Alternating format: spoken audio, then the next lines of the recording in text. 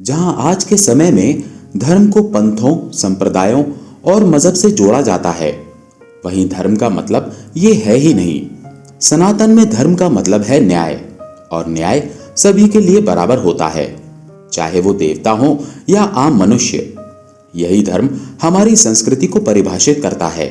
इसलिए सनातन केवल एक संप्रदाय नहीं जिसमें एक खास समूह के भगवानों की व्याख्या दी गई हो, बल्कि सनातन एक जीवन शैली है जो किसी खास समूह के लिए नहीं बल्कि पूरी मानवता के लिए जरूरी है।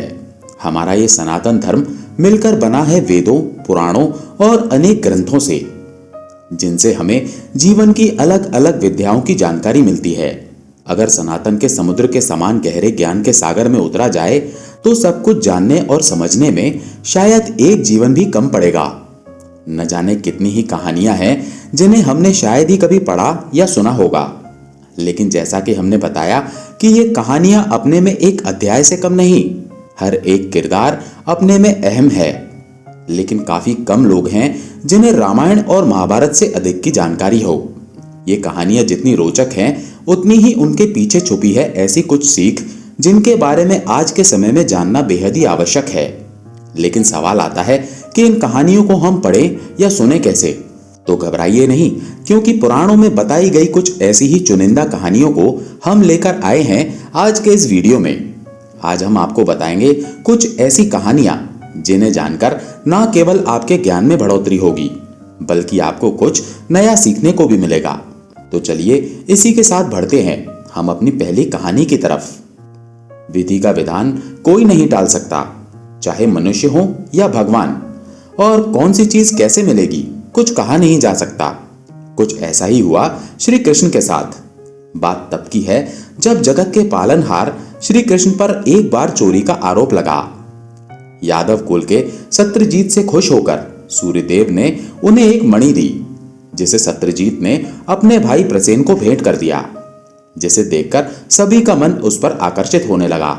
साथ ही श्री कृष्ण ने भी उस मणि की तारीफ की, लेकिन कृष्ण की तारीफ उन पर ही भारी पड़ गई।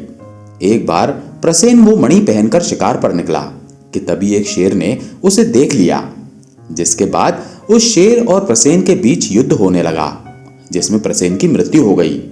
प्रसेन को मारने के बाद वो सिंह उस मणि को अपने मुंह में रखकर एक गुफा में जा घुसा। उस गुफा में पहले से ही जामवंत जी का बेटा खेल रहा था।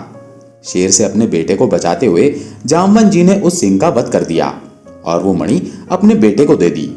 उधर काफी दिनों तक प्रसेन के अपने राज्य नहीं लौटने पर सभी तरह तरह की अफवाहें फैलाने लगे।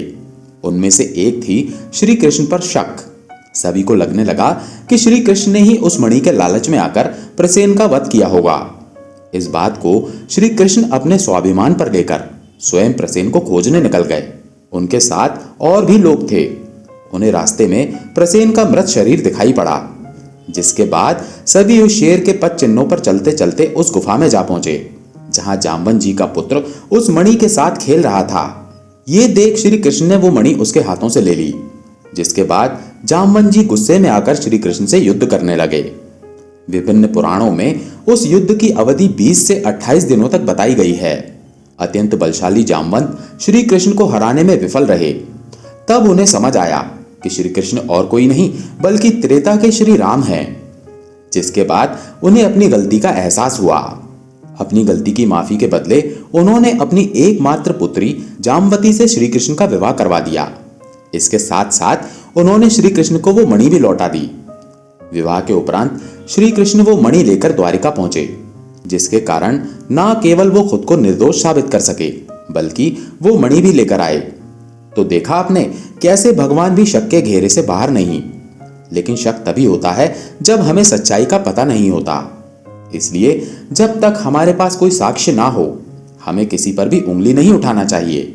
इसके साथ श्री कृष्ण जी के व्यवहार से हमें यह सीखना चाहिए कि अगर कोई आप पर संदेह करे तो ये आपका कर्तव्य बनता है कि आप खुद के न्याय के लिए खड़े हों, क्योंकि बिना साक्ष्य के झूठ पनपता है और सत्य की मौत हो जाती है। राम नाम की महिमा के बिना कोई भी कहानी अधूरी है। इस नाम ने न जाने कितनों की नैया पार लगाई है।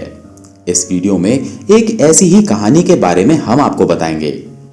एक बार की बात है, एक छोटे से राज्य के राजा शकुंतल शिकार करके लौट रहे थे। तभी उन्हें रास्ते में ऋषि वशिष्ठ ध्यान करते हुए दिखाई दिए, लेकिन धूल और पसीने से सने राजा ने उनके ध्यान में विघ्न डालना सही नहीं समझा।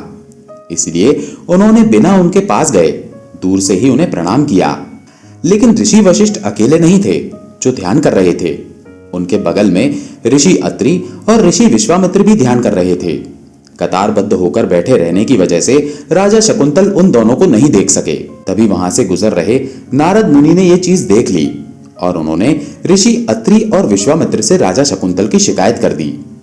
ऋषि अत्रि समझ गए कि उनके बैठने की मुद्रा की वजह से राजा उन्हें नहीं देख सके होंगे, लेकिन ऋषि विश्वामित्र ने इस घटना को अपना अपमान समझ लिया। शकुंतल के व्यवहार से आक्रोशित ऋषि विश्वामित्र ने अपने अपमान का बदला लेने के लिए अपने सबसे प्रिय शिष्य श्री राम से कहा।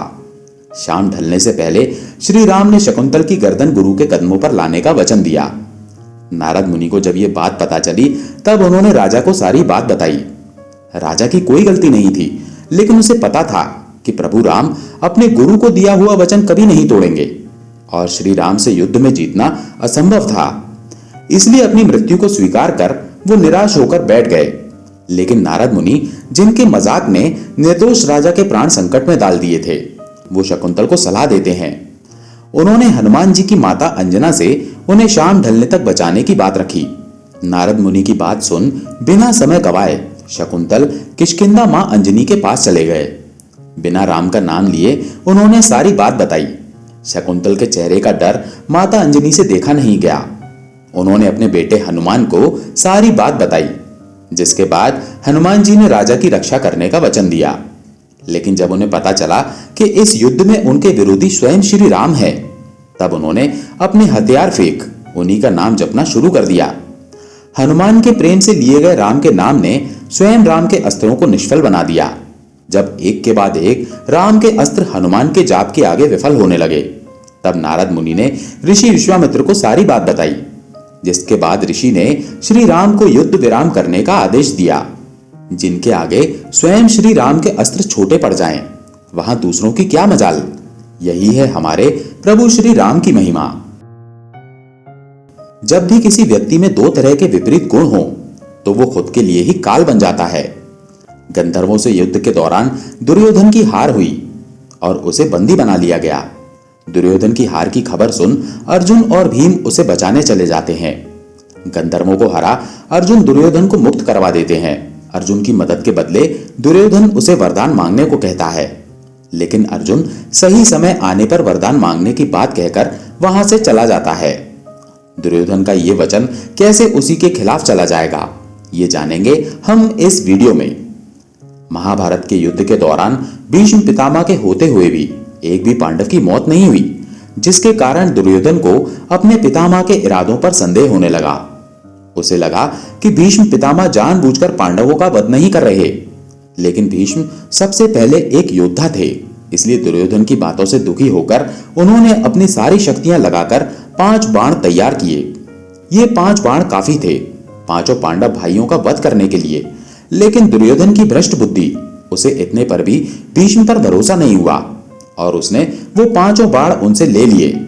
अपने राजा की बात मान भीष्म ने भी उसे वो 5 बाण दे दिए। ये बात श्री कृष्ण को पता चल गई। उन्हें यह भी पता था कि भीष्म के बाणों में इतनी शक्ति है कि वो एक पल में युद्ध की दिशा बदल सकते हैं और युद्ध में वो अपने प्यारे पांडवों का भी वध करने में एक पल भी नहीं सोचेंगे। इसलिए श्री कृष्ण अर्जुन को दुर्योधन का दिया वो वचन याद दिलाते हैं, जिसके बाद बिना किसी देरी के अर्जुन उस वचन के बदले वो 5 बाण मांग लेता है। दुर्योधन जानता था कि अगर उसने ये बाण अर्जुन को दिए तो युद्ध का परिणाम बदल जाएगा, लेकिन अपने वचन के आगे विवश दुर्योधन ना चाहते हुए भी वो 5 बाण अर्जुन के हवाले कर देता है। फिर वही हुआ जो हम सब जानते हैं। इस कहानी से हमें इंसान के दोहरे चरित्र के साथ साथ ये भी समझ आता है कि अगर आप एक काबिल व्यक्ति पर संदेह करेंगे तो इससे आपका ही नुकसान होगा। अगर दुर्योधन ने वो बाण भीष्म से नहीं लिए होते तो युद्ध का परिणाम कुछ और ही होता। इसके साथ साथ हमने ये भी देखा कि चाहे कैसी भी परिस्थिति हो, हमें अपना वचन नहीं तोड़ना चाहिए। महाभारत का युद्ध कई मायने में खास था न केवल इसमें भाइयों के बीच युद्ध हो रहा था, बल्कि दोनों सेनाओं के प्रमुख योद्धा एक ही गुरु के सिखाए हुए थे। इसलिए ये केवल धर्म और अधर्म की लड़ाई नहीं, बल्कि एक गुरु की सिखाई विद्या की भी परीक्षा थी। लेकिन जिस युद्ध में स्वयं गुरु ही लड़ने आ जाए, वहां शिष्यों का जीत पाना काफी मुश्किल था। ऐसे में गुरु को हराने के लिए धर्मात्मा युधिष्ठिर को भी झूठ बोलना पड़ा। ये थी गुरु द्रोणाचार्य की शक्ति। लेकिन इससे भी अलग एक कहानी है जो न केवल रोचक है, बल्कि विज्ञान को दिशा देने वाली भी है। ये कहानी है गुरु द्रोण के जन्म की। गुरु द्रोण के पिता ऋषि भारद्वाज एक सिद्ध ऋषि थे। उन्होंने शुरू से ही ब्रह्मचर्य व्रत का पालन किया था। लेकिन एक शाम जब वो अपनी संध्या के अनुष्ठान से पहले स्नान के लिए गंगा के तट पर पहुंचे, तो वहां उन्हें कुछ ऐसा दिखा जो उन्होंने इससे पहले कभी नहीं देखा था। उनके स्नान के स्थान पर कृतजी नामक एक बेहद ही खूबसूरत अप्सरा पहले से ही स्नान कर रही थी। अप्सरा ने अपने शरीर पर नाम मात्र वस्त्र धारण किया हुआ था, जिसकी वजह से उस तट की खूबसूरती भी फीकी दिख रही थी। ऋषि भारद्वाज उस अप्सरा की खूबसूरती को देख एक पल में मोहित हो गए और उनके मन में कृत जी के लिए प्रेम उमड़ने लगा। जन्म से ब्रह्मचर्य व्रत का पालन करने वाले ऋषि के लिए खुद को संभाल पाना असंभव होने लगा।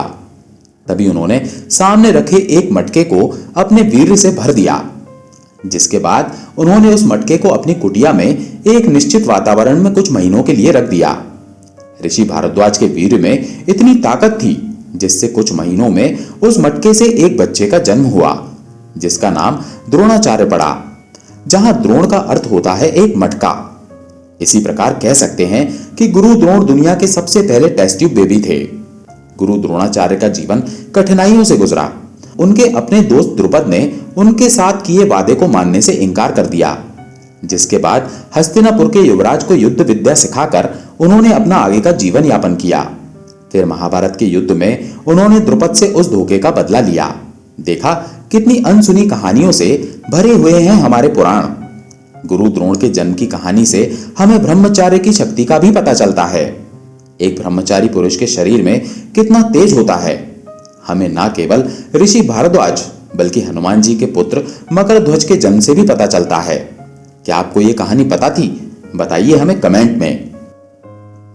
हिंदू संस्कृति में त्रिदेव ब्रह्मा, विष्णु और महेश का बहुत महत्व है।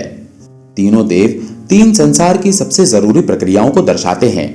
जहां ब्रह्मा को जगत का रचयिता माना जाता है, विष्णु को पालनहार और महेश यानी शिव को विनाशकर्ता माना जाता है। लेकिन एक आश्चर्य की बात यह है कि हमने विष्णु और शिव के तो कई मंदिर देखे हैं, लेकिन ब्रह्मा जी जिन्होंने दुनिया की रचना की है, उनके ही मंदिर कम देखने को मिलते हैं। क्या है इसका कारण? आइए जानते हैं। जैसा कि हमने शुरू में ही बताया कि सनातन धर्म का अर्थ है न्याय। यहां तक कि ईश्वर भी इस न्याय के बंधन से बाहर नहीं। ब्रह्मा ने जब दुनिया रचाई तब उन्होंने पहला पुरुष मनु और पहली स्त्री शत्रुपा को बनाया। शत्रुपा इतनी खूबसूरत थी कि किसी का भी मन उस पर मोहित हो जाए। लेकिन बात तब बिगड़ी जब स्वयं ब्रह्मा जी का मन शत्रुपा पर आकर बस गया। शत्रुपा जहां भी जाती, ब्रह्मा की दृष्टि उस पर टिकी रहती। ब्रह्मा जी की दृष्टि से बचने के लिए शत्रुपा बार बार अपनी दिशाएं बदलती रहती। शत्रुपा की तरफ अपनी दृष्टि बनाए रखने के लिए ब्रह्मा जी ने अपनी चारों दिशाओं में सर बना लिए।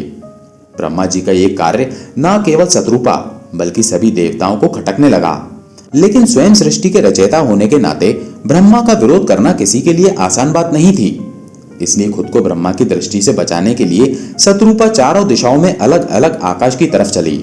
लेकिन हद तो तब हो गई जब ब्रह्मा जी ने अपना पांचवा सिर उत्पन्न कर लिया, जो हर वक्त आकाश की ओर देखता रहता।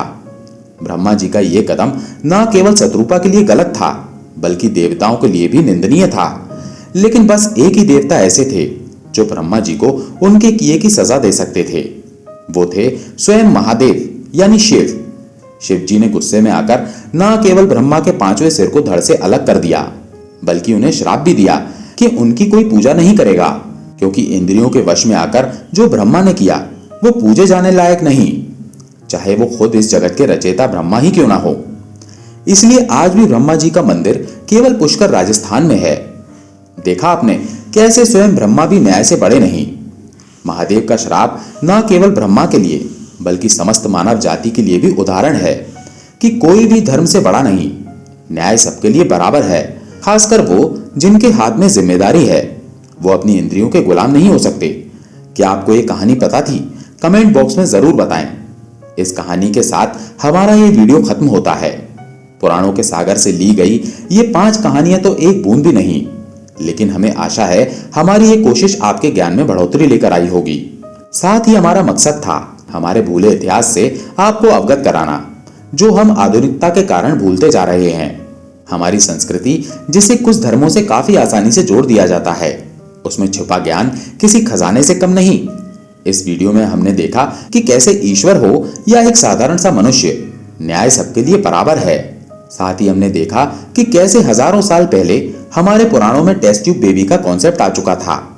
इन सब कहानियों से पता चलता है कि आज जो कुछ भी हो रहा है उन सब का आधार कहीं ना कहीं हमारे वेद और पुराण हैं, जो कि केवल भारत ही नहीं बल्कि पूरी दुनिया को धर्म के मार्ग पर लाने की कोशिश कर रहे हैं। ये कहानियां न केवल एक इतिहास या बस मिथक हैं, बल्कि ये आने वाली पीढ़ियों के लिए भी आदर्श हैं। इसी के साथ हम आपसे विदा लेते हैं। अगर आपको हमारी ये प्रस्तुति पसंद आई हो तो वीडियो को लाइक करके चैनल को सब्सक्राइब कर लें। धन्यवाद।